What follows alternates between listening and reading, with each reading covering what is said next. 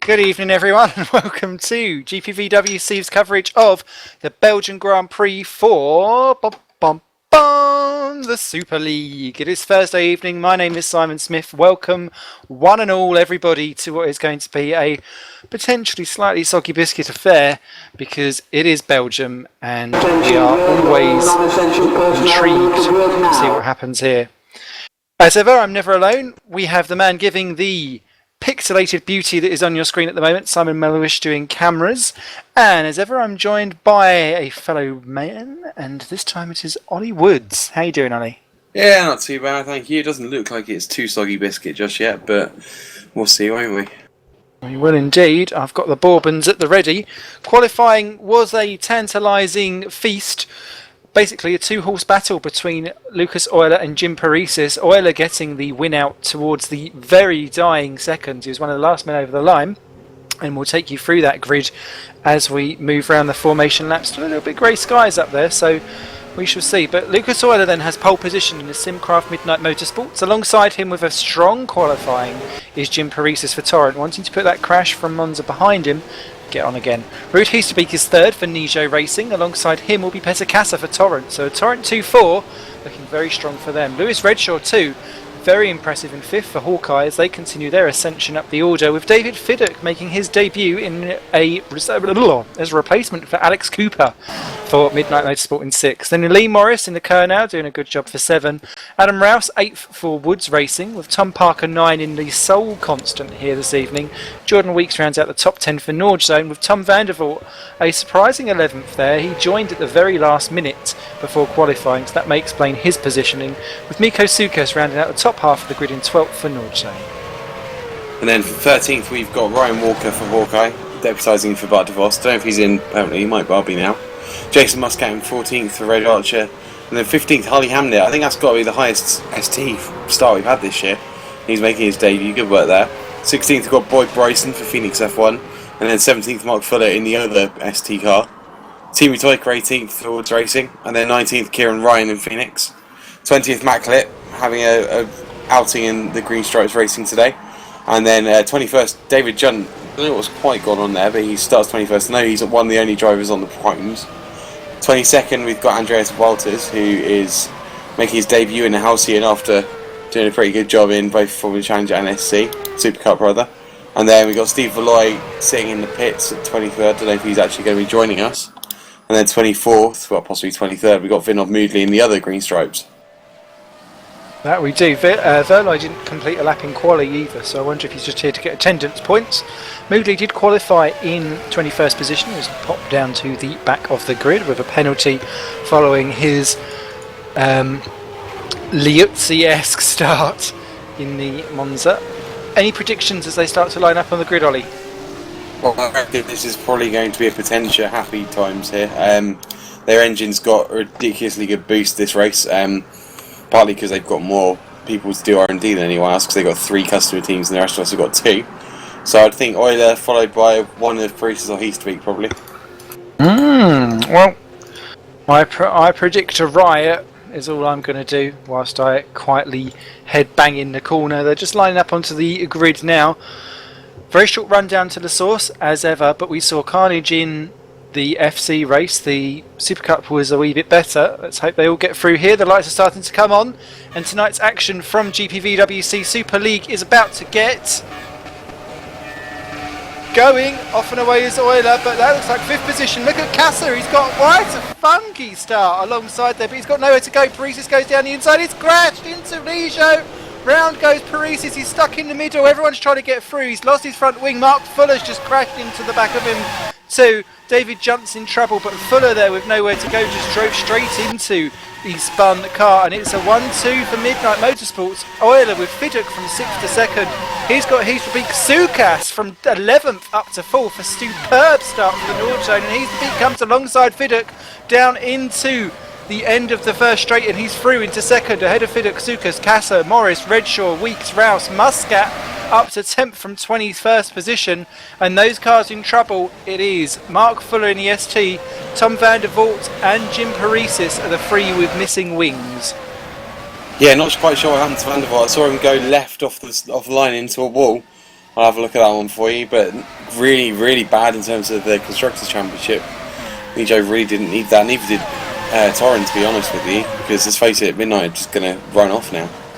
And Euler is already running away. Heasterbeek is not quite... He looks like he's holding back Fiddick as opposed to actually dealing the blow to try and pull away. Sukas in a surprise fourth there. When Kassa's got Lee Morris all over the back of him too. The 5-6, and then the rest of the field just streaming through behind.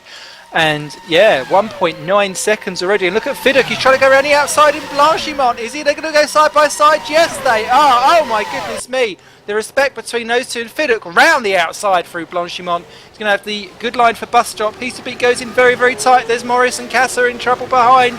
And Weeks, oh Weeks, what were you doing? Kassa goes round, David Junt's out of the race. He's just disconnected. And that was free into one at bus stop, was never going to work. Ryan Walker has just disconnected too, so I wonder if there's problems afoot connection wise. But it's Euler from Fiddick, Heasterbeek, Sukas, Morris, Weeks, Redshaw, Muscat, Toyka now into 9th, which is just letting Adam Rouse through as the Woods Racing duo swap positions for 9 and 10. Then it's Bryson. Kassa rejoins in 12 ahead of Parker, Harley Hamnet and Matt Clipp, and that looks like Heasterbeek and Sukas side by side for 3 and 4 down into the end of the back straight. Interesting there, yeah. John Weeks, what the heck was he doing? Really never was going to make the pass there. The bus stop is just so tight, even with its new configuration over the last few years. Just to get the Tom van der Voort situation, well, it looks like he just spun off himself. He just seemed to get too much traction off the line and then went left. Kieran Ryan's missing the front wing in 17th position. Not sure who he removed it on, but everyone else appears to be going fine. Andreas Walter, they're just trying to get round him in the Halcyon. So he's going to be making a trip to the old pity stoppies into the pits this lap already. Were Paresis, Fuller and Van der Voort. In fact, Van der Voort, yeah, he's back going again in 19, 20 and 21. So Steve Erloy has not joined the race, so I'm assuming that he will not be taking part at all. So already 3 retirements and 3 others pitting and 1 on its way to it. So a very messy start to the Belgian Grand Prix so far. Not quite the carnage we had the last 2 nights. We had a restart last night. But yeah, it's not been much fun so far, has it, for some of the guys? We got Kieran Ryan managed to knock into Peter Kassa's car when he was strewn across the bus stop, so that's why he's missing his front wing. Okay. Muscat in 8th place. They're just holding off Adam Rouse. Rouse tried to go around the outside and Blanchimont and actually ran off the track. So Muscat holds the Red Archer there for now. Toyka's got Bryson and Kassa right behind. Kassa trying to get himself back up the order. He's 10 seconds off the leader, which is Lucas Euler. And there's going to be a couple of battles that I think we'll have down out of Eau Rouge and down towards the chicane at the end of the straight there. And I think it will be Sukas and Fiddick, surprisingly, because Sukas is right up into the slipstream and Fiddick's feeling the need to go defensive before they get to the chicane. He's got it and kept the position. Same with Heasterbeek on Morris. What about behind? Rouse is through on Muscat for 8th and 9th position, and Boyd Bryson goes in deep on Toyka, and Kassa has the pair of them. Great move there by Peter Kassa, 12th to 10th in one fell swoop. And Toyka's about to be bullied by Bryson too, and by Tom Parker. Look at Toyka there, he got a right wiggle on, almost like he had an allergic reaction to Tom Parker's car. Let's face it, anyone that goes near Parker gets a reaction and wants to run the opposite way, but that was the most figurative description I've seen on the track so far today. Love you really, Tom. Yeah, well, Tom making an interesting debut for Constant here. Don't think we expect him to feature here, but there he is. Hopefully Timu's going to not going backwards anymore, but he's got all sorts of cars come out to him. We've got Harley Hamlet's not that far back. I don't know if Timu's got an issue or something like that. What else can I tell you? I'm sure I saw something a minute ago. Sokas, I wonder if he's free stopping rather than 2 stopping, because it's going to be very marginal here, and he's being all over the Midnights, well, you don't expect that with the Martex engine against the Potentia. Not at all, as Heasterbeek has to defend heavily from Morris down into the bus stop chicane. Heasterbeek with Nijo, Lee Morris on the Kerno, and Heasterbeek a very rough, scrappy exit from the bus stop, and that's going to, yeah, he's having to go very defensive down into the source, but Lee's going to get the optimal line out of that. It's very difficult with bus stop because of the camber that's involved in that corner. You have to get a very specific exit out of it, otherwise that leaves you like a lamb sitting there. And same with Sukas and Fiddick. Sukas there nearly nudging David Fiddick through the Eau Rouge corner, round, is that Radion, and then down the long old straight, and Sukas through up into 2nd position before we've even got there. Such is the drag that he had. Excellent move there by Miko. That was sorted out a good few corners ago as Heasterbeek again looking scruffy in fourth. Wondering how long-term Norwegian have gone with their upgrades, because everyone should be there or thereabouts equal now, but it's amazing that they're going so much quicker than the Midnight. I mean, Fiddick, I know it's his first race in the Midnight car, but we know he's no slouch. He's been challenging all over in the Form Challenge. Tom Parker's been off the track, coming into the corner before Stavlo, and Harley Hamnet they're having a little look in ST. ST in the points there, that would be delightful if they can notch up some more points. Harley putting that car in places we've not seen it all season so far.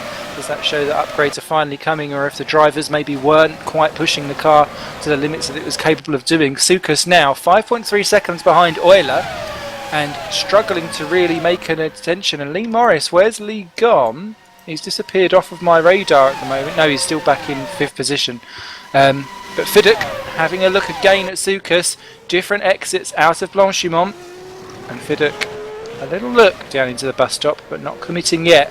He's got to worry because soon he'll be not just the hunter but the hunted, because Heasterbeek, Weeks, Redshaw and Morris and co will all be quite quickly clumping onto the back of this. Yes, well, looks like Lee Morris is having, I don't know what's quite going on there. He's down a lap down a minute ago. Not quite sure what's going on there, but it's going to be all about strategy, isn't it? I mean, you could do a free stop ostensibly and do 4 lots of 11 laps. It's a 44-lap race, but if you can push out for 2 stop, you'll be seeing people going a lot slower now, but it'll be worth it at the end of the race. Definitely. We did see Kieran Ryan pop in for a new front wing, by the way, in the Phoenix. He's rejoined in 18th position. And he's closing down Walters. Green Stripes are battling over 15th and 16th. As who's that changing? Casa goes past Muscat for 9th position. Down at the end of Sector 1. And is he going to hold the position? Because Muscat's getting a wee bit hairy on the way back. He's got it coming out of the chicane into Stavlo. Holds the position. I always find that corner particularly difficult. And this one that they're coming into, the corner I think with no name. Keep wanting to run wide, which just spits you off into the barrier on the inside. But Muscat down to 10th and vanquished for now. See, I heard rumours it was called Liege, but that might have been Brundle being Brundle, I suppose, a few years ago. Yeah, that's. I think it used to be. Yeah, maybe it was, and maybe they changed it. I don't know. I don't make the rules on car and track now. You sounded really angry then. I don't know. Sorry. That's alright. You be angry. It's all good. Especially now that Timu's been overtaken by Tom. Okay. There you go. Defeated. Sorry, as you were saying. As I was saying, yeah, and that first section of the track is incredible. P2. Sorry, go. Sorry, excitement. Fiddick down the outside of Sukas, down into the bus stop chicane. Beautiful move there. Sukas really impressed with his driving. He's given Fiddick plenty of room. And Fiddick, I've had him race for my team many years ago. Clearly much more capable. And Sukas pushed out wide. And look at Heasterbeek. He's fancying a little nose to go through. And the red lights have come on the back of Heasterbeek's car. I don't know if there's potential moisture out there. So either that or his pit light stuck on, but 3 of them popping out the top of Eau Rouge. Around Radion. Oh, don't jink too dramatically there, Miko, as they go 3 abreast down the straight. Who's going to have the biggest drag? It looks like Sukas has got it. Fiddick's got the inside. Sukas comes across. Beautifully takes the position. Fiddick slots in behind. Heasterbeek wisely backs out of that one. Jordan Weeks ahead of Lee Morris. We've seen that was last lap, but Morris trying to get back through again on Jordan. He's gone very wide in Stavlo. Lee Morris is going to go up and take that position. Yes, he is indeed. Morris up to 5th. Jordan down to 6th. Great to see Jordan finally bearing some fruits on all of that pace that he seems to have bundled up inside of him. But yeah, Sukas running out wide again and coming into the Fangio chicane. He's taking the inside line. This is the corner where I met my match, and Fiddick does exactly what I did, and he goes around the outside and keeps the position. Beautifully done there, and Heasterbeek's going to penalise and punish Sukas if he's not careful by taking the optimal line through this double right-hander. Has he got it? No. Sukas holds it for now, but he is in prime pickled position to be done potentially around Blanchimont and into the bus stop. Oh, Heasterbeek must be tearing his hair out because he needs to get past Sorokas to have any kind of chance of the championship. Let's face it, he's 20 points behind Euler, and Euler's 7 seconds down the road already, almost 8 seconds. He needs to get both of these guys quickly. Done it. He's done it. Sorry. No, go. He's through. Lee Morris is having a go down the outside for Sukas down, or Suoka, sorry, down into 1. And he's let Weeks through as well, and Weeks there gives Jordan, this is not the way. This is not the way to survive. in Super League. Obviously, he fancies doing a quick high five to everyone as he's going around the track. Stays in fifth. Lee Morris must have had a rear end made of steel just to keep that in fourth because the car didn't appear to move. Viduk immediately under attack by Heasterbeek. And Sukas there, I think, a wee bit generous because it was his teammate. So slotting behind, see how he goes. Well, Jordan's doing a good job, but you'd think, having done half the season now, you think he'd know how to kind of pace a race 2 hours long. You know, you don't want to push now and break yourself when you're only like 15% into the race. Kieran Ryan and Tom Vanderbilt having a right good old scrap down in 18th and 19th position, side by side into bus stop. Ryan keeps the position for the time being. Phoenix versus Nijo, not often a battle that you see. Kieran Ryan, one of those drivers that never gives anything in their quarters, has a reputation and a well-earned one, I think, for being a very aggressive driver with his defence tactics, and always makes him a formidable foe. And Tom would do well to get round and to survive in one piece. Looks like he's going to do so. Side by side down the back, straight and through before they even reach the end of Sector 1. Beautifully done there by Tom. 18th position. Next up, Andreas Walters in the Solhausian, who's kind of having a race for one at the moment, but still doing a very good job on debut for what is a difficult car and a difficult time for that team. Well, yeah, Halcyon haven't really done anything in the year to actually develop themselves. They've had drivers aplenty, and I think Rousey and Phil have just given up and given the reins to anybody who fancies to go to try and prove himself in the Super League. I mean, Walter's doing a good job considering his limited experience, but you have to say, is it a useful experience for him when he should really be looking at getting further up the grid in Formula Challenge right now? Nice little one to dip your toe in. I suppose it's like a Ricciardo at HRT for a few races. Just bed yourself in a wee bit as the Nord zones go toe to toe again. Weeks and Suakus. Miko, I think, will be ruining the fact that he was a bit too nice to Jordan, because I don't think Jordan's going to pay the same beat back, even if Miko is the faster of the two currently at the moment, although Jordan was faster in qualification. And Viduk not quite shaked Heasterbeek. They were a bit closer earlier on, but Heasterbeek having a bit of a wilder first part to this lap. Battle for 13th as well going on between Harley Hamnet making his debut for ST, and ST in a 13th position. That's great to see. Toyka behind him now in Woods Racing. I don't know if Timo's had a problem or not, but he's dropped behind. And also another change of position that's gone on in the last lap and a half. Vinod Moodley has overtaken teammate Matt Clipp. So Clipp now out of the points in the green stripes, whilst teammate Moodley is in. So quite clearly they're wanting to battle over the last point. Well, I can tell you that Timo's been struggling with setup this week and took a last-minute kind of intervention from Adam Rouse to help him out at the end of the end of his testing session today. So hopefully he'll kind of learn the car and learn the setup more as the race goes on. What is the key to set up around this track, just whilst everyone's kind of bed themselves into where they are? It's a really tough toss-up, really. I mean, you've got those ridiculously fast bits in Sector 1 and 3, because you've got the whole of the back straight going through Eau Rouge and along Radion and all that, and then you've also got the quick corner in the middle, and you've got the end before the bus stop. But at the same time, you've got things like La Source, you know, Lefania, Pujon, all those kind of things where you've got to have a bit of downforce. So it's really a case of how low do you dare to put your wings. Side by side again, Weeks and Suokas, but Miko's got thrown, not Miku, I'm thinking of Miku Hatsune, and Weeks now retakes the position and keeps his fifth for the time being. Lewis Redshaw just a further 3 seconds back and starting to hone in ever so slightly on these two. So they've got to be careful that they don't end up being an inter-team battle and drop themselves off the back of everything as Timu Toyka goes past Harley Hamnet for 13th and 14th. Also good battles just developed. Muscat has been caught by Boyd Bryson in the Phoenix in 11th. That's great to see. And Tom Parker in the Constant in 12th as well. So those three are kind of all meeting in the middle and about to re-merge through. One of the things that I found with this Spa circuit, now that I can actually put my attempt of a racing thought on things, is that you get that perception that you can always brake a little bit later than what you necessarily can, especially into things like La Fagna and Le Com. You get into that pattern where you're like, the 100 metre board is good, 100 metre board is good, but actually you can really brake seriously a lot later because they're corners that you can take speed into. Yeah, they are. I mean, I've struggled with Le Fagna, especially when I've been having little goes. Oh, what's happened there? Fiddocks round, mouthful of cider, Fiddocks round. What happened there? Down into the bus stop chicane, and there was nothing. It was all by himself there, and poor Jordan Weeks, they're getting a bit of a comeuppance because he was the one that got caught out with that. Fiddock rejoins in 7th position, and now it's Euler leads Hasterbeek from Morris. Suokas, then Weeks, Redshaw, and Fiddock in 7th, right behind the Hawkeye driver. David, maybe inexperienced at Super League, but just dropped it on the exit. That's a real shame there for David. I believe the words there are swag overload. It looked like there's too much traction coming out of bus stop and through it round. A bit like what De Van der Voort did at the stop. But he's already made a beautiful pass on Redshaw there.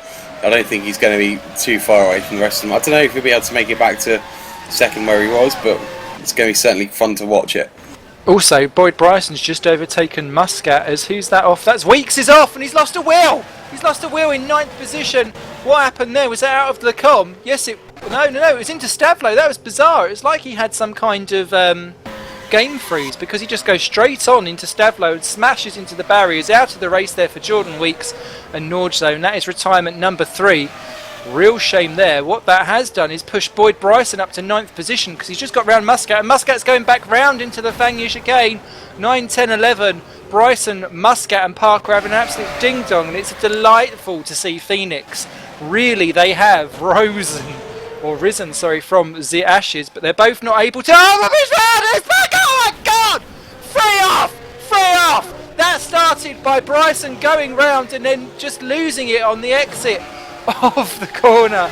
He's the one that's actually gone away with the least damage, because Muscat has lost a wing, and God knows where Tom Parker... Yeah, he's lost a wing too. How any of those are still going is beyond me.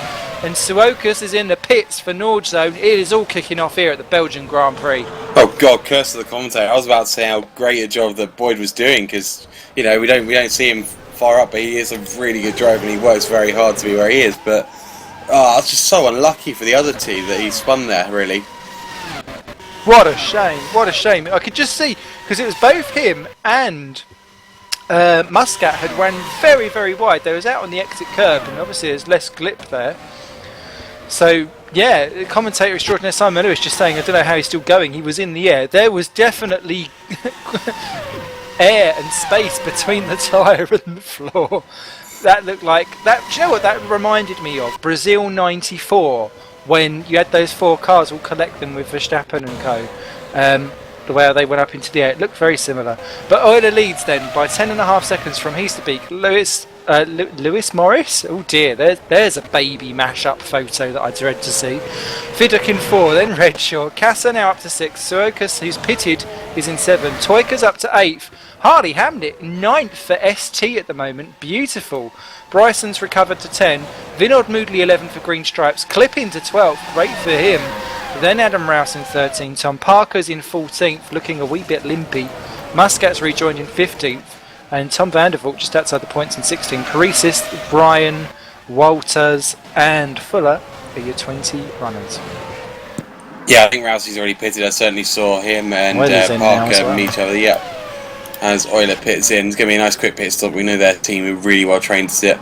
Before all that happened, I was going to say it's a shame that the Jordan Weeks yet again has made a silly mistake. It looked like he got stuck on the curb really and tried to brake and just couldn't. Brayshaw into the pits as well.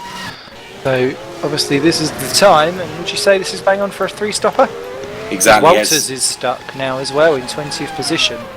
Not sure what happened. Oh, that's a bizarre incident. It's like a game freeze. Yeah, is that engine? Yeah, it's all gone horribly wrong there for the Halcyon team. And well, bit of a sorry state for the team in general, and Andreas tried the best he could, but that's a smoky engine, and I wonder if that reeks of setup inexperience and left it down at boost 1. Yeah, it looks like... Oh, he's hit neutral, that's what's happened. He's hit neutral, hit reverse, and then blown it. What a shame. Well, we should never burn from behind, says I. It is a shame. I mean, he could have done a bit better to... Well, he's still just now taking his car off the track. He could have got off there a bit earlier, but it's a shame because, much as I was saying, why doesn't he try and power his trade a bit more in the lower leagues? The more experience he got in the big leagues and getting out of the way of people and just driving, the better, Absolutely, we welcome new people to GPVWC. If you want to sign up, pop over to the website and get yourself on there. Still plenty of a season left to go, and you can come and beat the likes with me and Ollie as we battle over 42nd position. What that has Have you done, noticed 32nd? oh, dizzy heights, dizzy heights, dizzy heights. I tell you what that has done though. Harley Hamnet now 8th for ST, Vinod Moodley 10th for Green Stripes. Apocalypse is coming. Wouldn't be surprised if they're on 2 stoppers though, just to try and maximise their eventually. We know Sauber in the Formula 1 racing does that a lot. They go on a stop less than everybody else to try and maximise their output at the end of the race.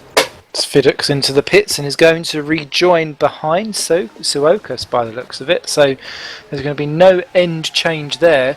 And if anything, let's look at Harley Hamnet having a go at Toyka for 7, 8. And Redshaw's in 9. Redshaw there. Is he round? Yes, he is. Just got caught out there with Hamnet coming to the outside. He was having a look at Toyka, then resumed the racing line. I think Redshaw just caught a wee bit unawares. Mini spin, but that's lost him time more than position, I think. Vinod Moodley into the pits now, which pushes Matt Cliff up into 10th position. Rouse to 11, Parker to 12. Bryson will be 13th. We'll go on here. This will all shake out as the strategies of each team become known. 7.9 seconds between the yet to stop Heasterbeek and the one stopped Euler.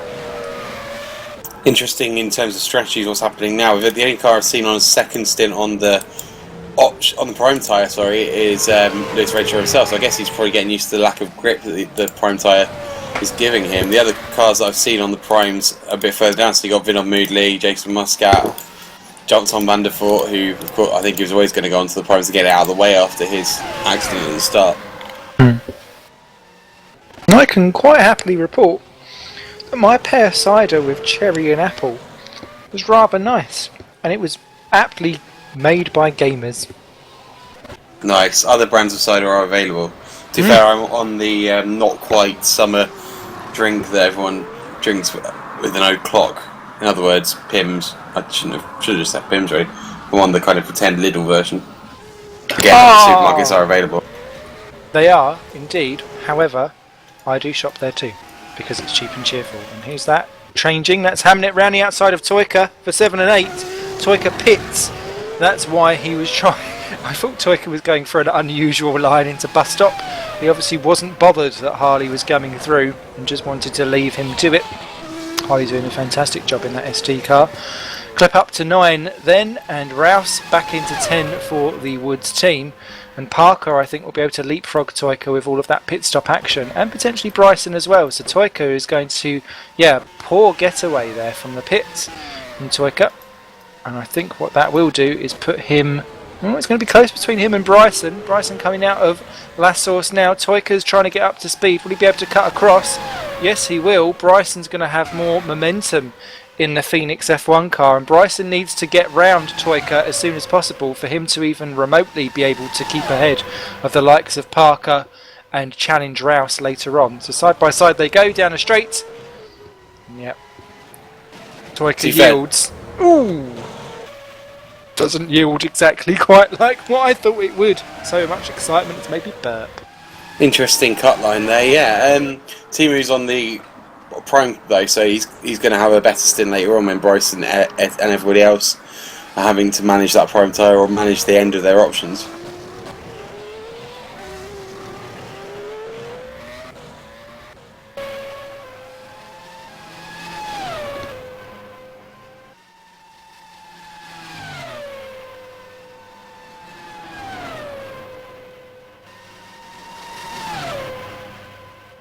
So, Heasterbeek still going. He's faster than Euler. 9.1 the gap at the moment. That's quite significant in a way, because he's pulling out a gap. Obviously, lower fuel, but he's managed to drag those tyres out longer. If you was driving, Ollie, what strategy would you do? Knowing my luck and how quickly I'd hit in the barrier, it's probably about 4 or 5 stop. I mean, it's very marginal, isn't it? If you can get the best out of the 2 stop and actually manage to keep going the whole time, it's well worth trying it, because, at the end of the day, it's 10, 15, 20 seconds more than you've got to play with. But the question is, do you lose that much on having less grip over the rest of the corners? This is a very, given the brilliant downforcey corners you get here, some of the really high speed ones as well as stuff with the big braking points like La Source, do you really want to risk mashing it into the barrier? It'll be interesting because Toika's rejoined. Hardy Hamnet is rejoined behind Timu Toika, despite pitting several laps later. So that's going to bear more fruit for him later on. But then you've now got the actual overtake to deal with, which in itself is more of a problem because there's more risk of doing that. Obviously, with racing, we want overtakes. That may not happen. Muscat versus Paris. Oh, Tom Vandervoort bangs it out of the top of the El Rouge. Down in 17th position for Nijo, narrowly missed by Muscat and Parisis, who were about to do battle. That was what happened there? Yeah, just bashed it on the curb, exit, out of Eau Rouge, didn't even get around Radion, or whatever the corner is at the top there. Smashed into the barriers. Almighty accident there for Tom, and out from Nijo.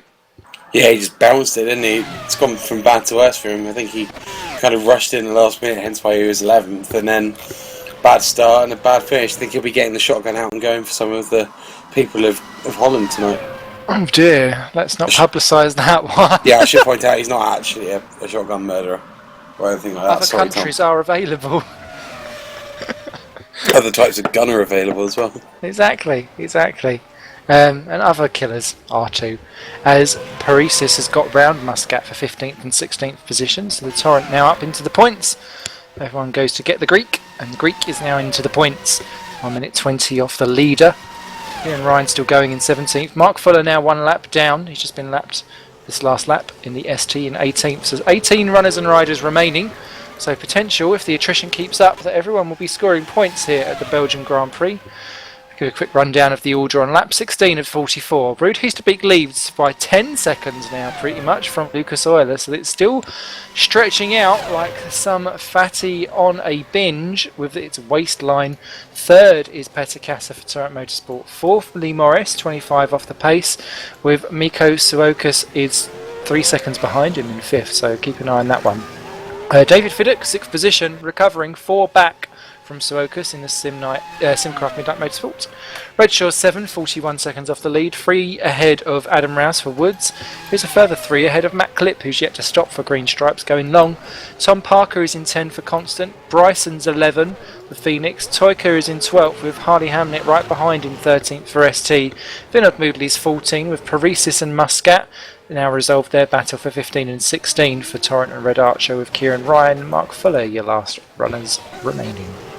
Cass is just pitted, so I think he's going to be on a 2-stopper as well, so that's going to be really interesting whether he or Morris ends up being our 3rd podium position. I thought a little bit earlier when Cass got hit by Weeks and when Morris and Heesterbeek and I were going off into the sunset that we kind of decided our podium already, but doesn't look like it, does it? Not at all. I think we're going to be kept guessing on this one. Talking of keeping guessing, if you were an animal but you still had to call yourself Ollie, what would you be? Well, I think I'll give the answer that everyone that knows me would say be a bear. Ah, bears mean an entirely different thing in my world. Well, yes, I know that. Yeah, well, tall, hairy and cuddly is what it means in my world. That's what it means in our world too. Well, yes, I thought it might do. Yeah, I'm known as Ollie Bear or Big Bear to most of my friends. Again, that probably has another meaning in your world. But something slightly warming. All the same. Regardless, I've now got an image of you dressed as a Care Bear. Would you have a button that when you pressed, it would say a message, a bit like Ted? Oh, I wouldn't like to risk it if I'm honest. As Parisis and Moodley side by side from 15th and 15th. And yet that was candy from a baby. Moodley has been slightly abused. But up to 14th goes Parisis. Moodley still clinging on for points in 15th at the moment and doing a very decent job. This is by far the most competitive I've seen Moodley as he now goes off the track. Shut up, Simon. Don't say anything about anyone ever. Just drink more booze. But yeah, down to the final points paying position for Moodley so far.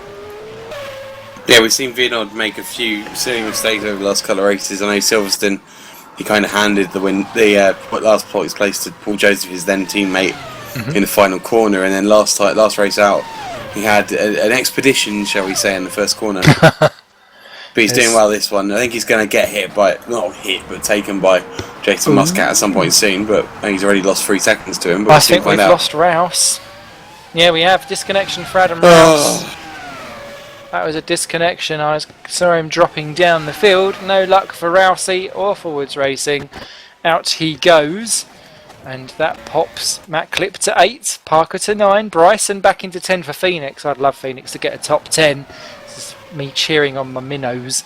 Toyka, Hamnet, Paresis, and then Moodley and Muscat then into the points with just Ryan and Fuller yet to score or be in a scoring position, and we're not even at halfway yet. How many people do we think is going to end this race? What we got? 8 to 17 now, I reckon. What about 15 to 14? Schnarrer. It's a shame because, you know, the big fight between Woods Racing and Kernel for 7th position. Well, someone could say Kernel probably got it in the bag with Lee Morris running so well, but 2 cars are better than 1, and Verloy wasn't here today. No, he's not even got going, and he's not. Yes, he has actually. But strangely though, for Verloy, he's called as retired with an accident. So God knows how he managed to do that without getting out of the pits. Obviously an accident in his trousers or something of sort. The potential still looking at a battle for 11 and 12th between Twaker and Hamnet. They've separated out to just over a second and a quarter. So we'll keep a beady wee eye on that. But the rest of the field kind of settling down at the moment as they just position themselves in. Matt Clip finally pits from 8th position in green stripes. Gone very long, lap 18 of 44. No chance of doing a 1-stop here, obviously, so 2's the way.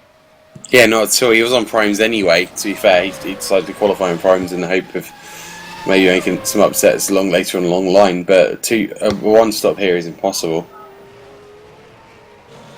Must apologise to Matt Clip actually. I believe I slightly ruined his race in FC. So yeah, sorry. Matt Clipped by name, clipped by nature. I'm sure he doesn't hold too much of a grudge about it. No, just furiously stabs his voodoo doll in the night. Only tears now. Who's that? It's a change of position. That is Paresis in the pits. That's why. From what was 14th. Oh, Kieran Ryan's out. Kieran Ryan's just crashed. And that was high speed by the looks of it, because that car is a wee mess. Missing its front left wheel. And is that down at Stavlo? That's Lafania, I think, possibly? I can't tell from here. No, you might be right. I think that might be Lacombe. Yeah, it's the same place that Weeks went off.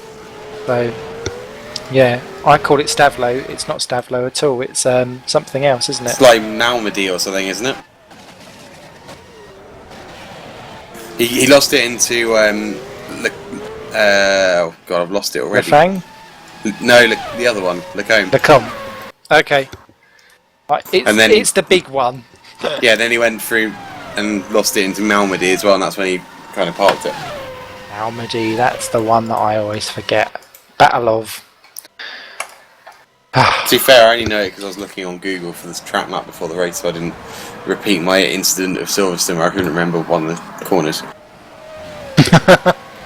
That's a commentator's curse. If then you can't remember the name of the corner and it just disappears. Ah, that'll be fun. To be fair, I quite like all the corners to disappear, sorry. Straight line testing. We might not be so challenged then. That might be why. So lap 20 then. Lucas Euler leading the way from Heasterbeek, Morris, Suokas, Fidut, Casa, Redshaw, Parker, Bryson and Clip rejoined in 10th position with Toyka and Hamnet behind. So that's a net gain there for Clip with all of that, because actually he's pitted later and will be doing less in terms of stints. So he's leapfrogged those two and teammate Moodley, because he was behind all three when the pit stops rotation commenced. So net gains there, and Green Stripes haven't been in the top 10 position for a while, so they'll be delighted with that. However, none too far behind all of this. They've got to look, because Paresis and Muscat are faster and reeling them in. Although they were not going to catch them for a good 10 laps or so, that's going to be juicy come the final quarter, I think, where they'll be having to try and pass all this lot and get up into the lower ranks of the top 10. Wouldn't be surprised if Timu at least attempts a 2-stopper from here, because he's done 13 laps in his first option stint. Now he's on the prime, so it'll be interesting to see where he pits off next. Swokas in for Nord Zone. Will rejoin in 7th position by the looks of it. Yeah, that's Fuller just going through down into La Source. Suokas, good job for Nord Zone, 7th so far, the sole remaining one. Wouldn't be surprised if Suokas would be ruining himself though, not having that second place. He'd kind of think that he's lost it a little bit. Maybe he shouldn't have given the space to weeks earlier on. No, especially now he's binned it. As Hamnet in 12th position, all over the back of Toyka as they go through Blanchimont. Goes to the outside to have the inside for the second part of bus stop, but he's brocked in the curb. One of those. And Toyka keeps the position because Hamnet was very skittish under braking, and Toyka holds on for now. One suspects that Harley is the faster of the two at the moment. But just quite how he can get through or not, because he doesn't appear to be attacking quite so much, because it's obviously his first long race in Super League and in an ST as well, which is not exactly the best car out there.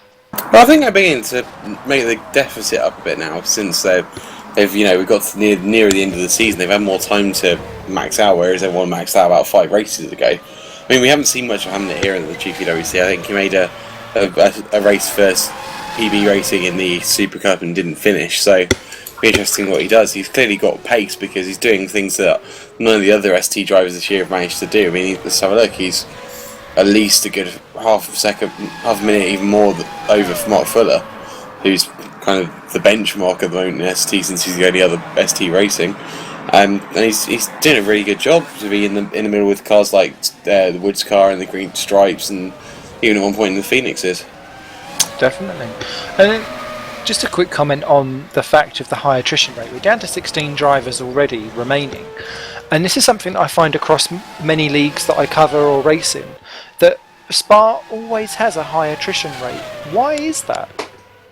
I think there's a few things. First off, you've got the first corner. You don't get very many Yeah. massive hairpins in the first corner, and if you don't get a restart, then you're going to have at least 3 or 4 cars out of that. Here we didn't have any retire really, but we had a few that were a bit more bedridden, and if their suspension stuff, they're going to stuff it up later on. As well as that, you got the setup, so as I said earlier, you can go 2 ways. You can go downforce heavy and be screwed in the first and third sectors, or you can go possibly a bit downforce light and be much further off in the second sector. But of course, if you're too downforce light, as I found out earlier when I tried my Watkins Glen setup around here, you end up not being able to actually turn into the corners, and then you can do things like get stuck on the curb or wreck it through no fault of your own, really, just through getting the wrong setup and maybe putting the brakes down too fast. Now, what's happened with Heasterbeek? Because he's behind Morris. That's a change.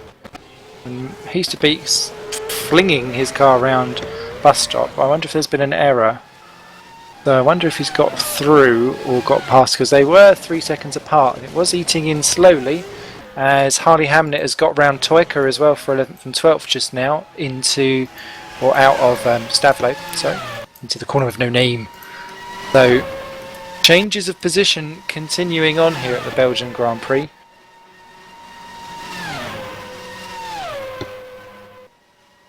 It's jump racing? Oh yeah. He went out first, didn't he? Yeah, I've totally missed that. So, what we got going on. So, Morris still ahead by 1.2 seconds on Heasterbeek there for second and third position. Can't quite see where that will change. Boyd Bryson's in the pits from 9th position in Phoenix. That will do quite nicely. The only thing I can see is that Rude pitted a few laps ago, but I didn't notice anything else other than that. Yeah, that was back on lap 17, so not entirely sure what happened there, because he's not dropped back either. But Morris is faster, and he's pulling away slowly but surely, so maybe he's just nipped through. But the Kerno up to second position, and putting that car in places that we've not seen until recently, where Morris has taken over. Renewed confidence, I think, and renewed vigour for Morris. Well, we know how good Morris is. In the Norwegian, he could have had great things, but of course things kind of didn't go to plan, and he ended up leaving after a few races. We know he's quick because he's always been quick. He won his first 5 races he ever did in a row, didn't he?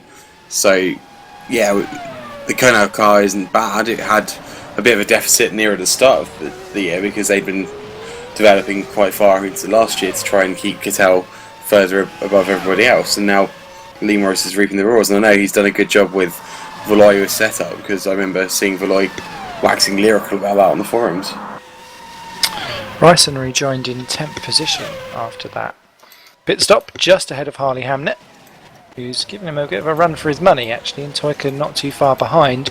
And they're 5 seconds all behind Matt Clipp, who seems to be holding his own there in 9th position, so we'll keep an eye on the Green Stripes Racing to see exactly what he is doing.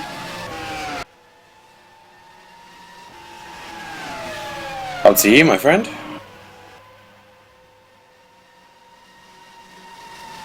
Not a lot going on. I mean, it's interesting to see the field beginning to split a bit now.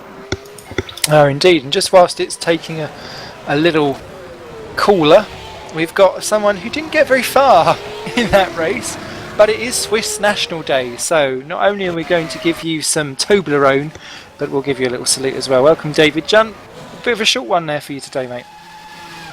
Yeah, actually just saw fireworks in the first lap and then it was over.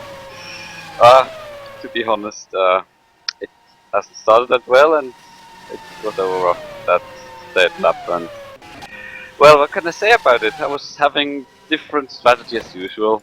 One starting on primes, trying to be fast towards the end on options, and to be honest, as we seen, we never get to see how it could have ended because I was straight disco after lap 1. I don't know why. It's usually not happening like that, but yeah, it's a bit frustrating and disheartening to see going out after 1 lap and not having even a chance to get points, and this on this day now. Does it matter to you if you go out in lap 1 or lap 43? Well, that's an interesting question, but at least at lap 43 I might have even seen if I've scored points or if not. And that was even the question about the pace. Because the cars, well, I don't know, I seem to be suffering with the mod, with the car. I'm nowhere like I should be, I guess. Just ever since maybe 2011 I've just gone backwards, and I'm just a bit disheartened, a bit angry about myself not being up there and battling where I wanted to battle. I tell you what, there's a battle going out on track at the moment. I'll come back to you in a sec, David. But Peter Kasser has just got round Lee Morris. Lee Morris pitted from 2nd position, rejoined in 4th. Kasser has swooped through, and that's going to be key in the battle for 2nd and 3rd and so on, because that's going to allow Heasterbeek more of a run at things. Euler has been into the pits as well, so there's only 4 seconds between Euler and Heasterbeek. And look at Morris all over the back of Kasser trying to get through. We might have to pull away from you, David, if something exciting starts to freak out. But any races that's coming up soon that you think, oh, do you know what? Both myself and Red Archer could be strong there. Oh, yeah, I think I've got a few that could be actually good, but well,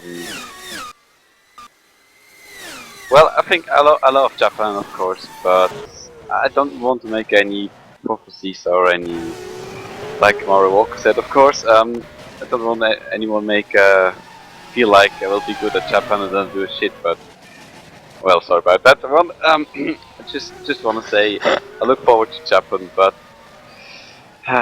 it's not gonna be said that I'm gonna be good here. Just seeing how Jason got on here in the race so far, and should I be saying that he was happy to survive the accident, or I don't know. We'll get to see it soon, huh? Indeed. Ollie, anything at all? Yeah, well, yeah, it was a pretty massive accident, what with the flip and everything. Just thinking, when you went for your strategy with the primes on qualifying, did you have to wait up there? Actually, is there a chance I'm going to be caught up in something given what's happened at La Source all week? Yeah.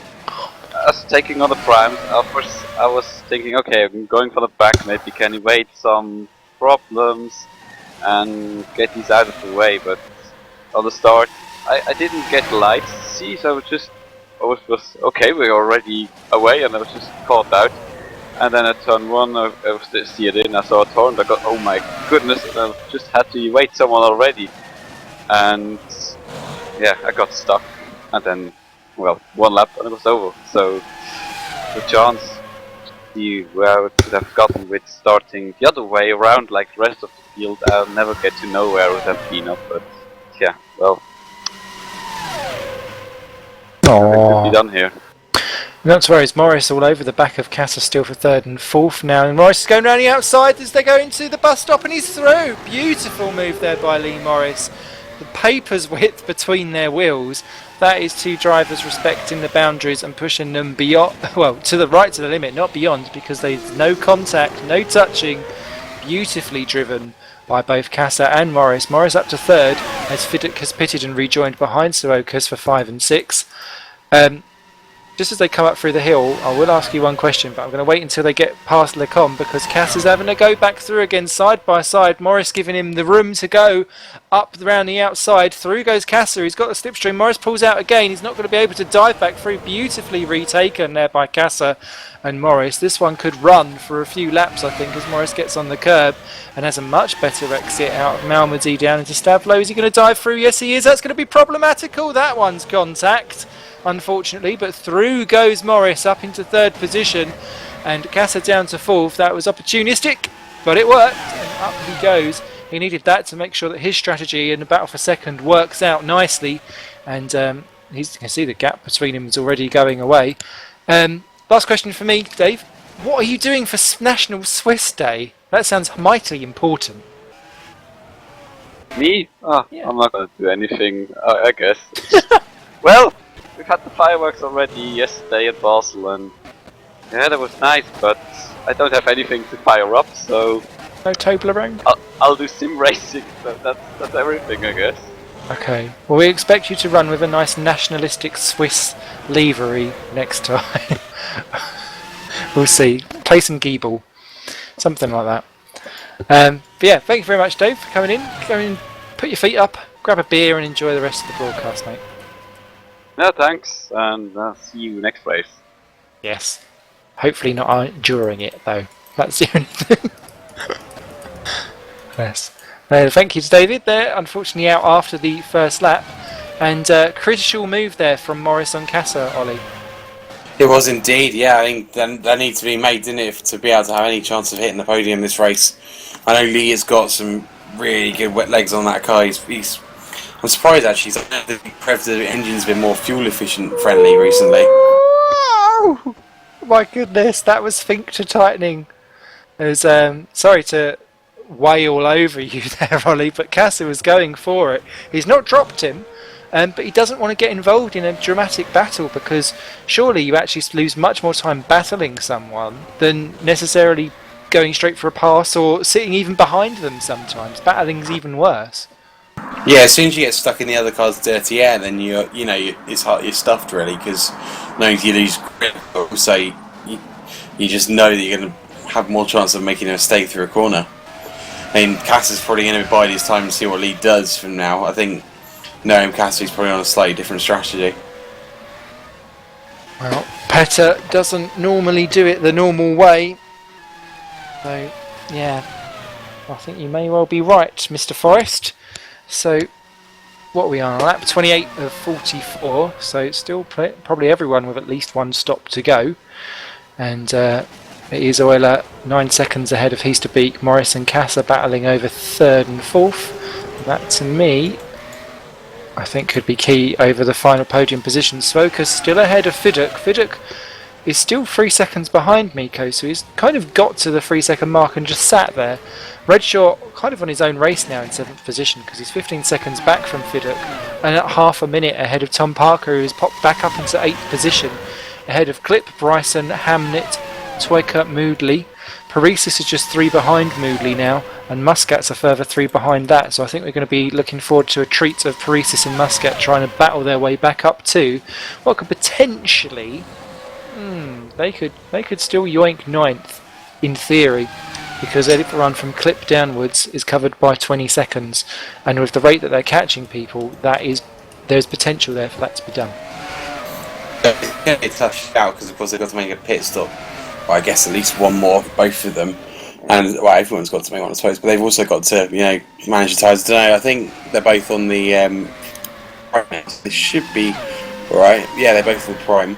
I think some of the guys ahead are still on the options, but I know Matt Clip is certainly, though he has already got rid of the prime. So, yeah, anyway, from 9th could well be an option here. We'll keep a right old beady one on that. What's that change of position? Is that Toika? Yeah, Toika Timu's just spun it on the source, and now, yeah, he's just given Paresis the help he needed there. Well, that's one done already for Jimmy Boy.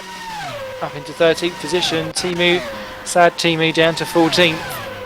Ever the man that is quoted across Facebook. Muscat in the pits from 15th, so he's choosing a completely different run of things. But yeah, Toika's down, Paresis up to 13th, so that's one out of the way. Next up is Moodley, who is a further 2 seconds up the road. And then he's got good 9 seconds now back to Hamnet.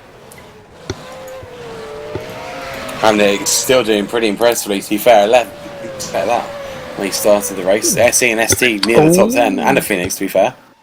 Mark Fuller's in trouble. He's in the wall at La Source. How did that happen? He's 2 laps down. He's lost his front wing. He's slowly limping back, but he's sat there for a very long time. I wonder if that looks suspiciously like a screen freeze or something for Mark Fuller in the ST, because it's like he's not realised that he's crashed, and he's parked it for a good minute or so. But now he's out. Brake failure. Brake failure. Oh my goodness me! That's not something that I was expecting to see.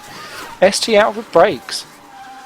There we go. Well, I guess it took its toll after there's a few braking areas. Not an awful lot. You got the Source, the Fania, the bus stop there, and of course, is it Stavelot the one you constantly going about? Yeah, Stavelot. Sorry, I didn't mean that in a bad way. But yeah, look at where we're at. 15. Sorry, mate. I'll give you a hug in a minute. Oh, I want a bear hug. I'm sorry. I didn't mean to be mean. Cuddly. There's Toika and Moodley both in from 13th and 14th, and yeah, it's going to be interesting, I think, because would that be a setup issue? Would that be the fact that the car is about to conk? Would we be worried now for Harley? I wouldn't be worried for Harley unless he's managed to copy Mark's be all manner of things. I know that Adam Rouse lost his brakes at Canada because he'd been hit up the rear previous by Muscat. He goes to Muscat anyway.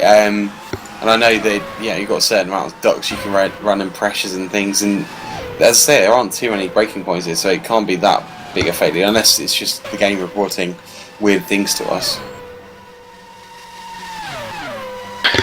Well, we shall soon see, and it's not Stavlo, it's Rivage. Sorry. You know when you think, I've been saying that wrong all bloody evening. I knew I was. So yeah. 15.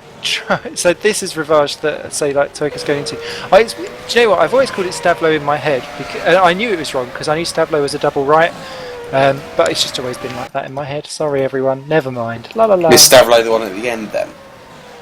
Yeah, it's a double right at the end of Okay. sector 2. Oh yes, because there's 2 tracks that have a Stavlo, and that's why I remember that, because it's 2 corners here. Weird connotations of the world in my mind. Because then I think of Beau Rivage, which is an entirely different track altogether. Indeed, as Timu Toika's little grass track, he's just had that. He's down to 15th for last now. Last for Timu, but everyone's going to score. This is points for everyone. This is like a grab giveaway. Yeah, so points do win prizes. Boy Bryson just a second behind Matt Clip. That's been a close up very quickly, so I don't know if Clip's in trouble or if Bryson's just got the hammer down. We'll keep a beady one on that one too, and they're just 4 seconds behind Tom Parker, so that's interesting. And Heasterbeek is actually closing down Euler, the gap 8.2 seconds at the moment, so plenty to be kept an eye on as Miko comes in for his 3rd pit stop and drops down to 6th. I think we just had a green stripe decide to spin it into going down to Eau Rouge. I'm trying to work out which one it was. Bear with me. Yeah, hang on. I'll get back to you in a minute. It was Moodley out of La Source. He's dropped down behind Toika now to 15th position. Coming out of La Source round like a spinny top. It's soon becoming a race of who can make the least mistakes. I mean, that was a pretty bad one. He's very fortunate to take someone else out, really, with that. But we're still going, still clinging on in there. And who's that changing position? It's Clip into the pits from 10th position. I'll put Hamnet up to 11 and Paresis up to 12th. Muscat's in trouble. What's going on there? Oh no, he's just letting through the Morris and Casa battle for 3rd and 4th. But yeah, Matt Clip rejoins quite comfortably in 12th at the moment, and that will do him for the time being because Paresis, Hamnet and Bryson all yet to pit, and that could potentially give him back his 9th. I wonder what money you'd have had at the start of the season on Phoenix and ST 9th and 10th at this point of the race. Crazy, I don't think anyone's expecting that right now. About as much money as I'd have had on me scoring a 14th. Yeah, you made it. Well done, Si. Yeah, it's alright, this will all be distant history next week. It's alright, I've still got my own personal battle. No one cares now. It's only me that cares. I will shut up about it. Sorry, everyone. It's alright. Was that your first ever point scoring from a challenge? Because then you've got every right to go on about it. It was. As Petakasa pops in now from what is now 5th position. Yeah. So no, it was. I finally now exist in some kind of point scoring tally. I am in the history books as Castle rejoins 5th position, well clear of Redshaw, and that's crucial for him to make sure that he is traffic free, whereas Suokas is not, because Redshaw is actually 3 seconds in front. So if Miko catches up with him, that's going to potentially play a bit of a problem for Suokas in his battle with Fiddick. Yeah, well, 2 cars in the way, you'd hope that I won't get too much of a problem because they've all got to match around the stops. I think that's Petakasa's last stop. He's 2 stops in. As usual, he's managed to show, well, we'll see at the end, won't we? He's shown that he can do it. Excellent. And now I'm going to go to sleep and into dreamland because the man that has the voice of molasses is in the commentary booth. And sadly, he didn't get very far either. Poor old Tom Vandervoort, lap 14, you had an almighty shunt. Talk us through it. Well, it started already at the start, where I thought I had a pretty good launch, but I believe it was Tom Parker. He bogged down, which surprised me, and I wanted to take evasive action, but my rear just completely went to everywhere except for the right direction, and I ended up in the wall, losing my front wing. Hate it when that happens. Yeah, it's so annoying. So that was an issue. I crippled myself back to the pit, got a new front wing, got the damage repaired, decided to make a comeback race like I did in Monza. And I went on the hunt, got a few positions back, passed Muscat, and then suddenly, well, not suddenly, I just went a little bit too wide at Eau Rouge. I felt the back end wanted to snap, and I just overcorrected and basically steered myself into the wall at, 300 kilometers an hour. And I believe these cars are not made to withstand such kind of impact, so that was the end for me. It was a bad end to a bad race. It's all over now though, Tom. It's okay. It's okay. I cooled down a bit. If you read about a massacre in the newspapers tomorrow, don't mention it. It's either you or David Junt. One of the two. You both promised that you're going to be off killing people. Just watched a really bizarre incident. Vinod Moodley came into the pits after going off track and letting Toyka back up to 14th, but seemed to put down his pit lane speed limiter on the actual entry into the pits, and Lewis Redshaw came steaming in behind and was trying to get through, but obviously there's only room for one in that pits, and he was just stuck there like a lemon. And then actually Moodley moved over in the pit lane and let him go through and went slower. Bizarre. But that's really held up Redshaw and has actually dropped him completely off any chance of grabbing a top 6 now. So yeah, Tom, you're lying quite nicely in the championship. This obviously doesn't help you out in any way, shape or form. But what do you see in the future races coming up? Because there's a few on there that are all different types of tracks, and are you thinking, that one looks quite spiffy? It is going to be incredibly difficult for me, because obviously I didn't do too well in Monza, where I think I might have had a nice chance at a podium finally.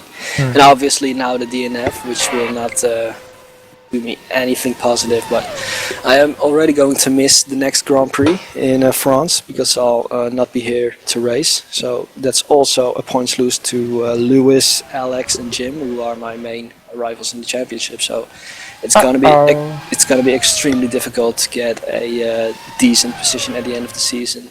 The car is there. The car has always been there for me. I just can't get it up to the heights where it should be, and for me that is extremely frustrating because I know I can do it. It just in what is this, round 11? It's round 11, right? Yeah, something like that. In 12, possibly.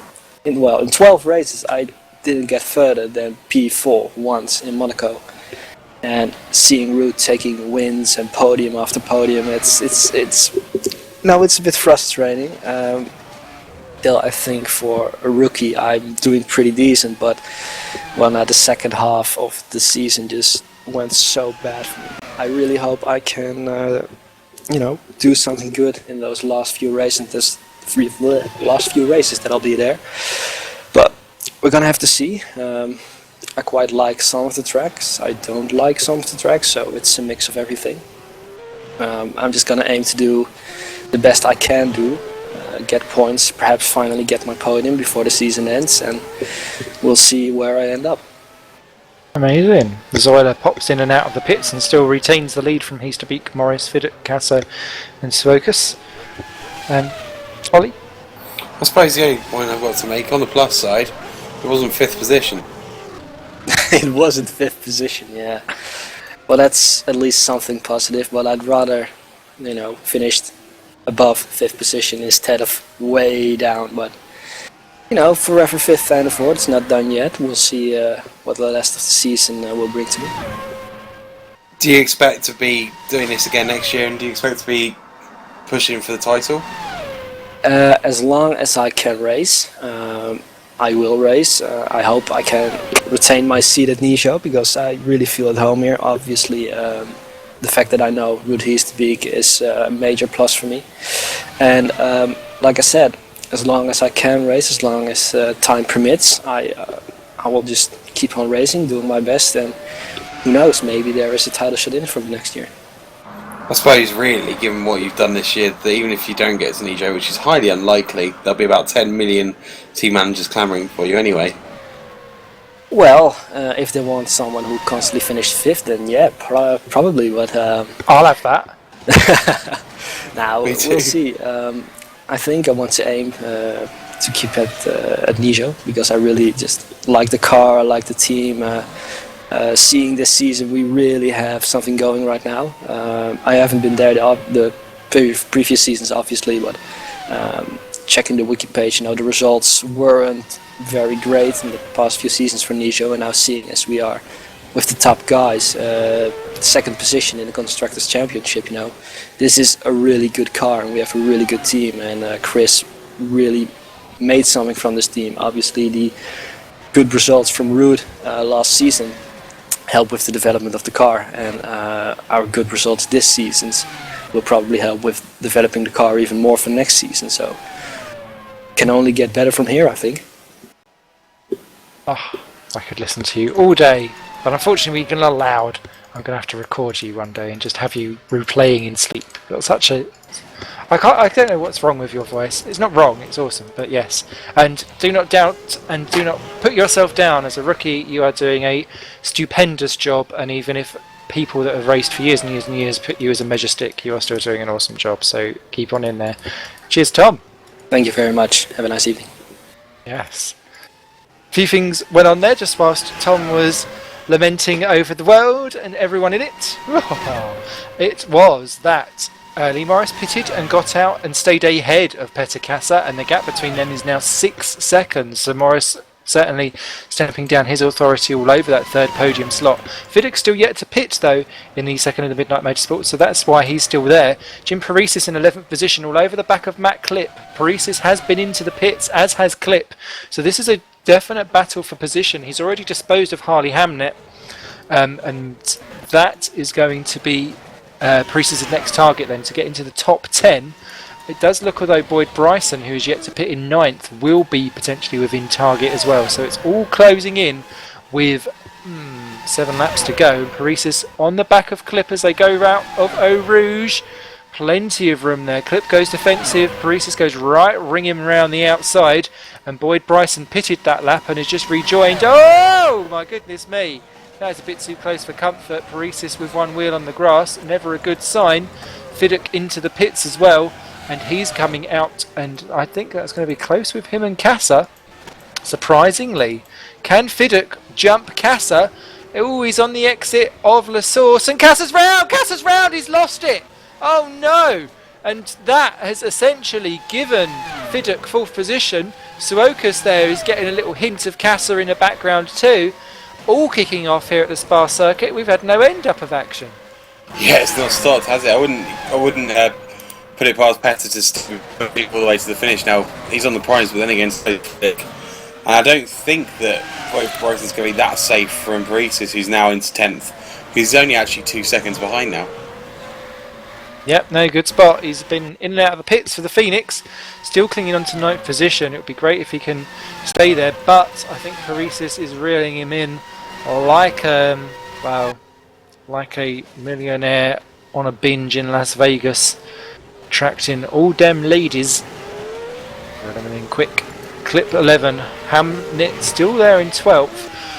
Muscat is in 13th, but actually a little bit further back now. Toika's got back ahead of Moodley. Those two have been swapping positions for a while, but Moodley, with that bizarre pit stop action, has dropped back from him now and is in at 15th and last. Still 15 remain, everyone in the scoring position. And it's Euler from Heasterbeek, Morris, Fiddick, Casa, Suokas, Redshaw, Parker, Bryson, Paresis, although that is all very much subject to change. Lap 38 of 44. And ironically, after all this, is the 3 that I said would be in the podium places at about 10 laps in that are in the podium places. But it's, things could still happen. I think Fiddick's only 6 seconds off Morris. Can never doubt anyone, and you can never doubt anything. And as a famous commentator once said, anything can happen, and it usually does. I think we've certainly proven that one today. We've had everything, really, haven't we? Start line and first quarter distance to unexpected flipping for Red Archers, all sorts of things today. It's been a very action-packed race. It's been good to watch. It's been indeed. I'm glad that you've stayed with us, assuming that you have on the broadcast. Always a pleasure to be doing this with you all and be part of the old sim racing community. Oh yes, oh yes. Hey, let's do the emphasis on the word old. Speaking for myself. Speaking for myself. Fair enough. I'm gonna be going up a decade next year. Oh, bless you. Oh, I know. Someone get me the incontinent pads. In fact, if anything, I could use those as weight distribution. Or anything to try and claw back a tenth or two on a setup to get me under the 107% rule. As the gap between Euler and Heasterbeek now 11.4 seconds. So Heasterbeek not making an impression now that they're all on these last couple of tyres. Morris very much on his own now with Fiddick behind Casa. Not able to indent in 8 seconds the gap there. And Suokas 2 back from Casa, but not necessarily gaining. So it is all about Bryson and Paresis, I think, for 9 and 10.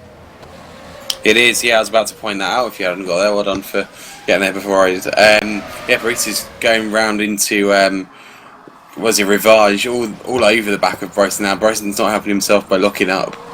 I think it's going to be a great job from Boyd just to finish in 10th, but try to hold Paresis off as long as possible. It's probably going to be a losing battle. Through the old poo off, and Paresis there runs out onto the curb. So easily done. These corners, they all invite you in, don't they? And then there's that very thin line where it actually goes, no! And then you back out again. You go, oh. Yeah, they do indeed. I mean, Pion has an incredible emphasis on getting the right gear, because otherwise that first bit is probably the most difficult bit. If you can get through that, unlike turn 8 at Istanbul, where the third left hand is the hardest. This one, the first one, sets it up with the rest of the corner. I always struggle with corners that expect you to be in a certain position for the next one. Not my forte, probably because it involves skill. as Bryson continues to be reeled in there by Paresis. They've got 5 seconds over Clip, who's just got the race leader Lucas Euler behind them. So if anything, Paresis may want to try and get round Bryson and then wait to be lapped so that he's got less action to do. I'm always of the ilk of trying to stay unlapped personally, even if it does mean one extra lap of pain, just because you never quite know if there's going to be a last lap disconnection somewhere along the line. Yeah, I mean, it took me to my last race of last year in the Masters Series to ever be not lapped, so that was quite an achievement, I think. Yeah, I'd rather do the extra lap and feel like I've actually achieved something. And as you say, there's always the chance that someone's going to do something last lap, like disconnect, or in the case of Jenson Button, was near the last corner of the Australian Grand Prix, his engine blew up. So being able to take advantage of that is very important. Oh yeah. So many last lap dramas have happened over the course of time. A famous one with Mika Hakkinen at Barcelona as well. Indeed. Yeah. A race in '94 with Barrichello dropping from 4th to 7th out of one corner in Hungary as well. That always made me giggle. As Bryson very much having to deal with Jim Paresis, still behind the Phoenix F1 driver, but Jim looking a wee bit ragged earlier on in this lap, starting to now get it back together again and focus on that pass, which may well be coming up now. He's going around the fast corners. I think he's got a bit of a speed advantage here. I mean, that Martex engine against the Crafter engine, very tough to call. And there we go, he's got him going into the bus stop. Good move. Boyd didn't fight it, and Boyd's in the pits. Has he not put on all of the tyres? You've got to do all the tyres, Boyd. Oh no. That's Clip then, straight up into 10. Oh, Swokas, engine failure. Engine out for Mikko Swokas in the Nord zone. Oh dear. Not good at all. That's going to push, it's pushed Redshaw to 6, Parker to 7, Paresis now to 8. Clip will end up 9 potentially, depending on where Bryson is ending up. Bryson's coming down the pits now. It's going to be so close between himself, Clip and Hamnet. Bryson. What's Bryson done? That's a bizarre thing there. Oh no, he's back out in 12th, sorry. Really not quite sure what's happened with Swokas there. He seemed to be stuck in 7th, going through to Lacombe, but yeah, another one bites the dust. I said 14, 15, didn't I? Now look. 14 is the magic number, so not everyone... Oh, no one's going to get the last point, are they? Because he's not... Well, he's lap 40, maybe classified. That depends on how GPVWC works on that front. I think it's 75%. Up to 9th. Ah, okay. Awesome. So yeah, 33 laps are in the cut-off. Amazing. That will do nicely. So still a point there for Mikko. As Clip then up to a excellent 9th position. Well done. Hamnet to 10. Bryson still in 11. Muscat 12. And that'll put Toyka to 13 and Moodley to 14. So still some valuable points being gained by some of the lower teams in their battles respectively with each other. And that would do quite nicely. Fiduk still 3 seconds behind Morris, but not making a quick enough headway to really do anything about Morris at the moment. Morris very much pegging the gap. Well, we know Morris is quick, and we know that he's got, I think, slightly different setups to what other people have done. He's gone quite downforce heavy, so I don't think it's going to be very good for Fiduk to try and get near him. To be fair, Fiduk did a great job in 4th in his first race. I'm not sure if that's what Midnight were hoping for, because let's face it, they want 1-2s and 1-3s all the time, but he's doing a really good job, and certainly to hold off Petter Kassa, who we know is proper gunner when it comes to racing. Yeah, he's doing a great job. It's a very interesting point you've said there, Ollie, because obviously different teams are going to have different expectations. For me, if I was making my debut on a Midnight Motorsport, I would consider 4th place a massive success. He's 30 seconds behind Lucas Euler. Euler has already got a massive reputation, which, because he's the German precision machine. And, I mean, at what point does then, say, a 6th become a failure or something like that? As a big team, where do you draw the line as this is not good anymore? Because it must be a very difficult way to be when actually you're getting, say, 3rds and 4ths constantly, and someone's saying, well, that's not good enough, disgrace. Because actually you're doing really well. I'm guessing it's a relative, really. I mean, it wouldn't really matter today so much, because Lucas has got ahead of Easterby, so he's got more points than Nijo in that sense anyway, if you do head-to-head, and whatever David gets, as long as he makes it to the end, touch wood, or even if he doesn't make it to the end now, he's going to have done more than Tom van der Voort and the other Nijo, so in terms of the team, he's actually done better. But yeah, I guess Midnight being the all-conquering power that we know them, they're going to want the best of the best there. They don't want an Alonso Massa situation, they want the best. And I think, Alex Cooper's been around third, fourth most of the time. I think that's kind of the minimum really for them. Of course, this is only me guessing. I haven't spoken to them recently. Sure. But no, I find that kind of thing fascinating as Euler starts his final lap, 10 seconds clear of He's to Peak. Coming from the perspective of a team manager where it's just, well done, you've got on the grid, to having different expectations across the board. It must be a much more of a high-pressured environment, and yeah, I suppose if you get the wins and you get all the results, that works out beautifully for you because you celebrate with all of the success and everything that comes with it. Yeah, relatively. Yeah, definitely. certainly in my team, when we were having our great success, I would say great success and think of Borat in 2009, 2010. Did you say Borat? Yeah, when I think of great success. But when we were there, anything in the top 5 was a boon, really. And kind of as things have gone on, as we kind of slipped down the grid, it's got to the point where, aiming for a top 10, at least one top 10 in the race is generally my goal. A finish at the moment, given the Woods curse, is great, but the top 10 would be nice. And I suppose for most of the grid, the top 10's and the main goal, really. I mean, there's a lot of teams that are going to be thinking points at the moment, like the Green Stripes, the STs, the Phoenix, and they've kind of done more than they expected. But I think for teams like Red Archer, who's got Muscat in 12th, that's probably not what they expected. No, not at all. As Lucas Euler comes down into the bus stop, then it has been another beautiful display of sim racing craft, and he comes across the line for Midnight Motorsports to take another win here for GPVWC Super League. Beautifully drove, 44 laps of beautiful action. Well done to Lucas Euler. Rude He's to Peak, not to be today. Second position, 9.2 seconds down. Was there or thereabouts, but just not able to really push to the extreme for Euler. Third will be Lee Morris, just 2 seconds ahead of David Fiddick, who is continuously eating in. I think that may have been a gap management though. But Morris comes home third for Kernel. Excellent recovery there. Fiddick fourth after that spin out of bus stop, causing him issues, and that's essentially lost him that podium slot, you can safely say. Petter Kassa fifth. Again, never a smooth run for Kassa, is it? But he is top torrent again, and they've been in the wars throughout the last few races this season. Lewis Redshaw's going to come home sixth for another good points haul there for his own championship battle, and Hawkeye themselves. He comes home sixth. Tom Parker is going to come home in 7th position for Constant, and that's going to really boost their championship chances in the constructors, certainly, because Constant have been struggling of late. Jim Paresis is the last unlapped runner in 8th position with a great slew of overtaking moves towards the very end of that race. 9th, 1 lap down, Matt Clipp. Beautiful drive there for Green Stripes Racing. I think you should be very proud and deserving of that one. Harley Hamnet on debut, 10th for an ST. 9 and 10 Green Stripes and ST. Beautiful drives there by those two. Boyd Bryson 11 for Phoenix. Not quite the top 10, but again, mega points for Boyd.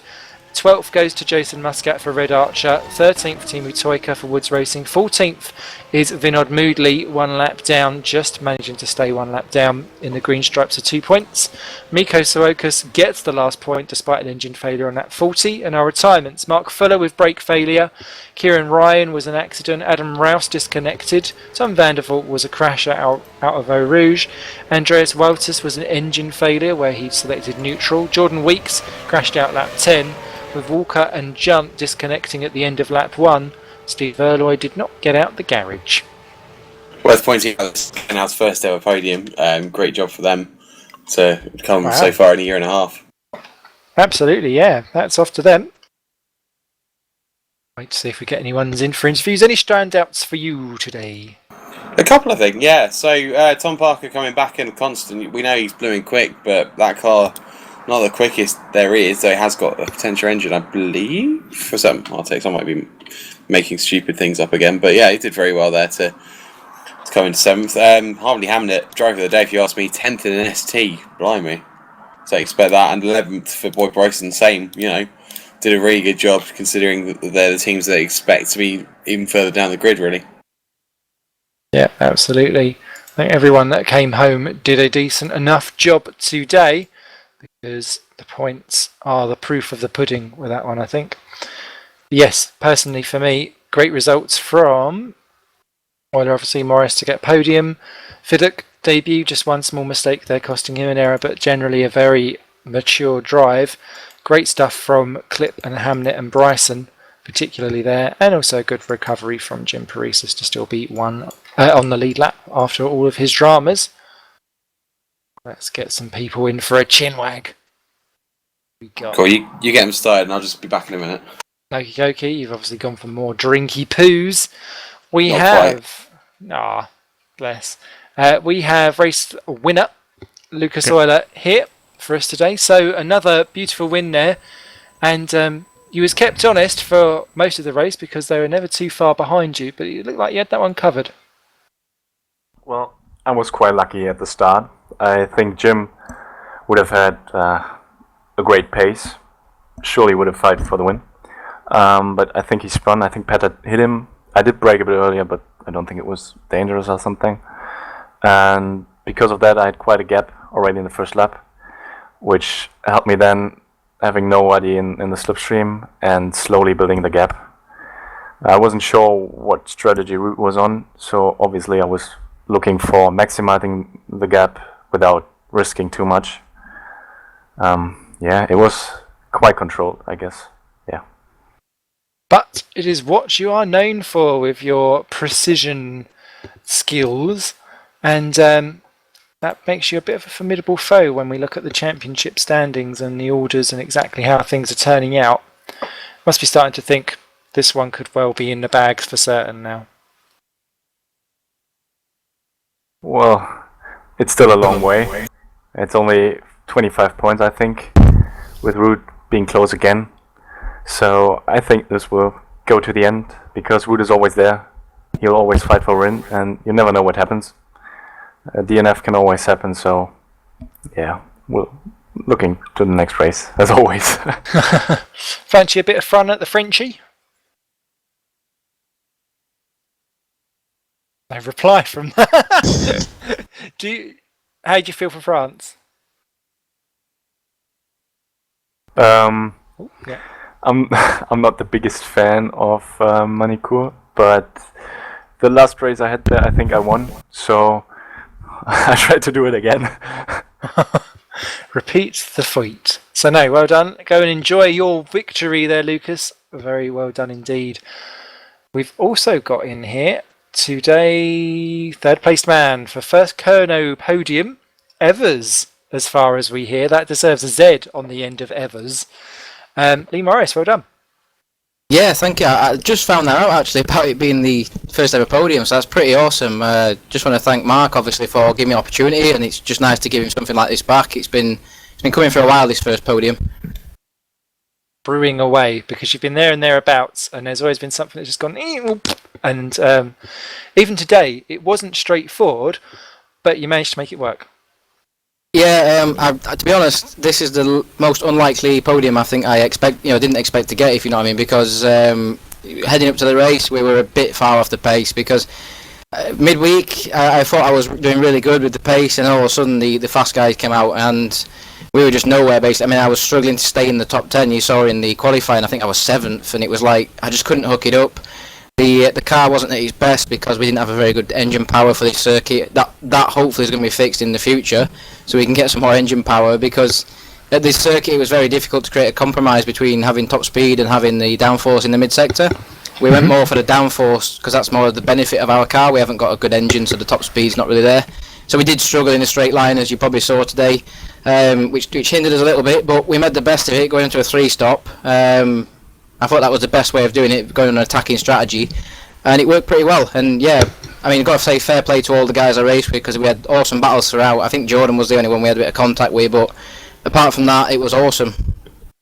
Great stuff. And the one thing I will say is that with Kerno, you came into this race in 8th position. You've leapfrogged Woods today to make that 7th in the Constructors' Championship.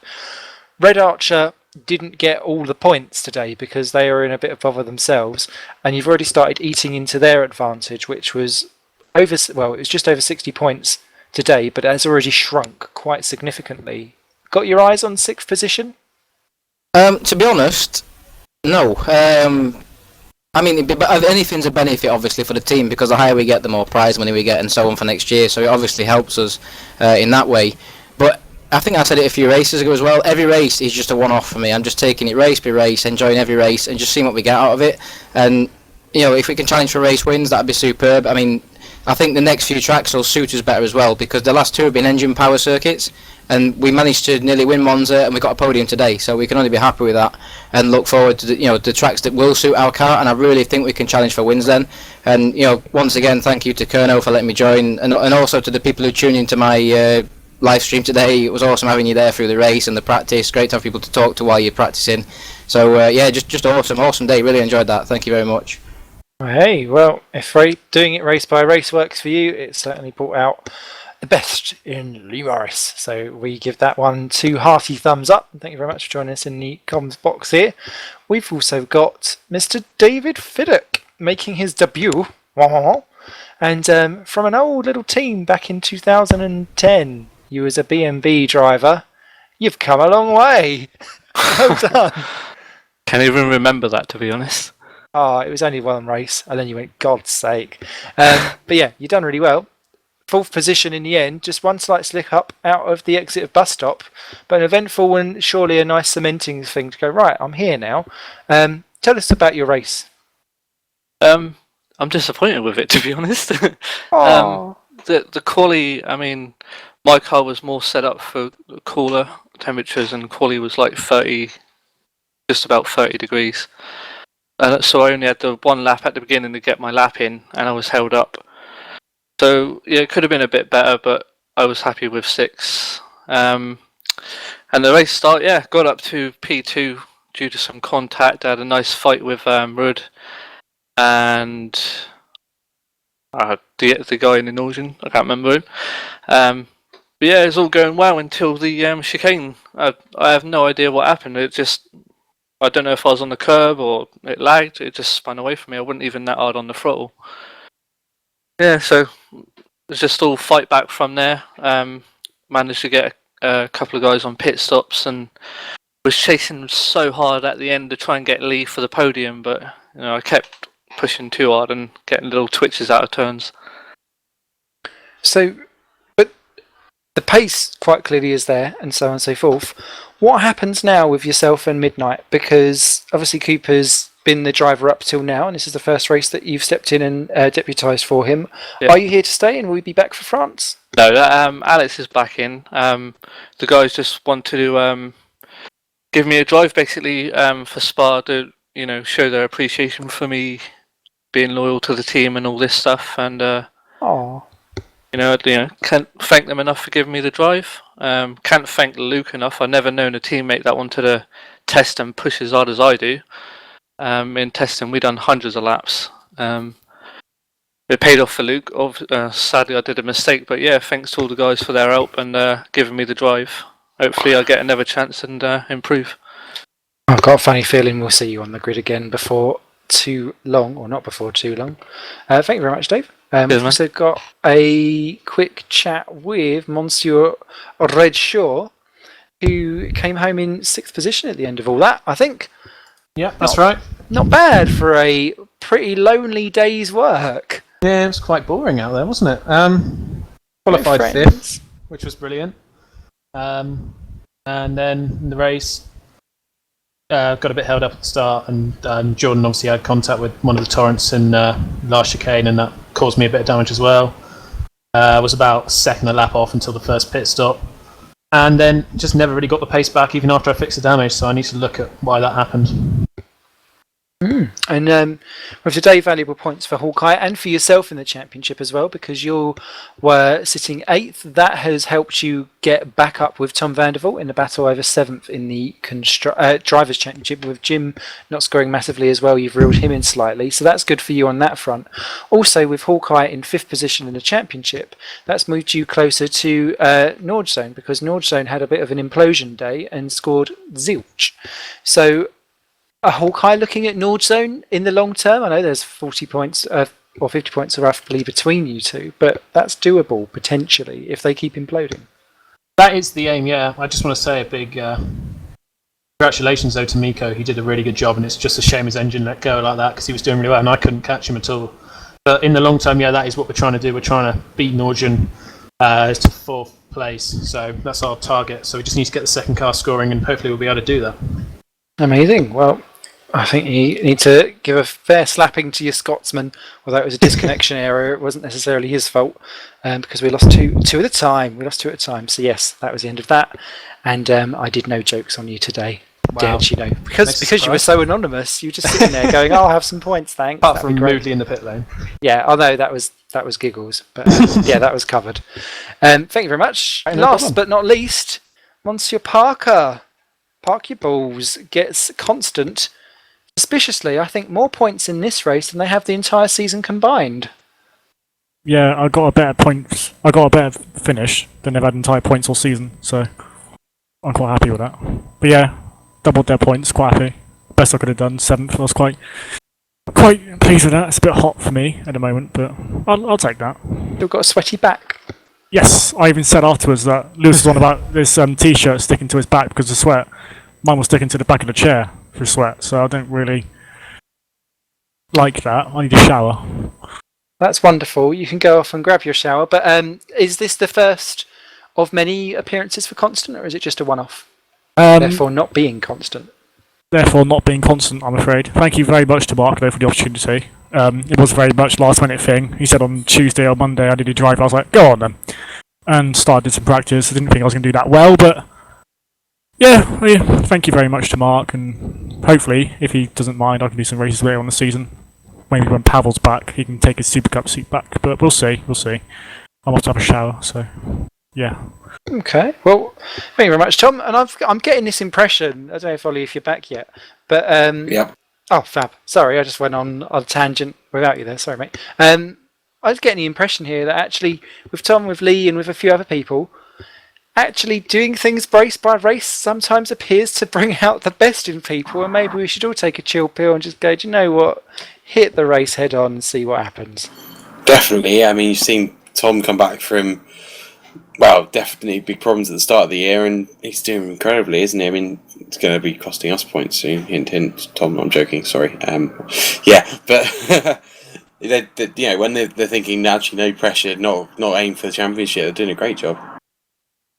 And I think that pretty much brings us to the end of this broadcast of the GPVWC Superleague Belgian Grand Prix. We can join in 2 weeks' time, where we'll be at Manicourt for France, a little bit of a deviation from the usual calendar that we follow. And we have an in-season test that's coming up on the 8th. I don't know if that's actually going to be broadcasted at all, but you'll be able to keep up with all the action through the servers and through gpvwc.com as well. So keep a good eye out for that.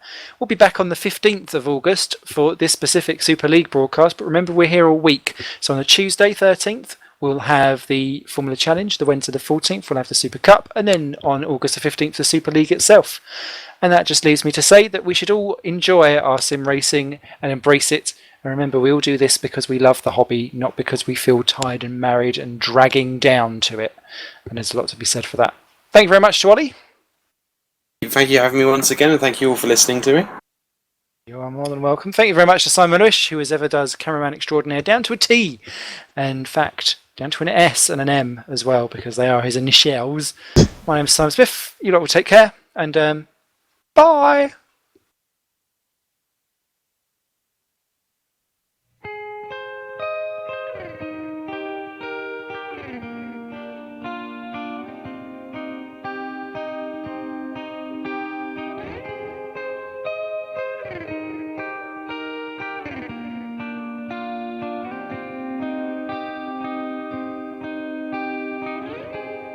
coming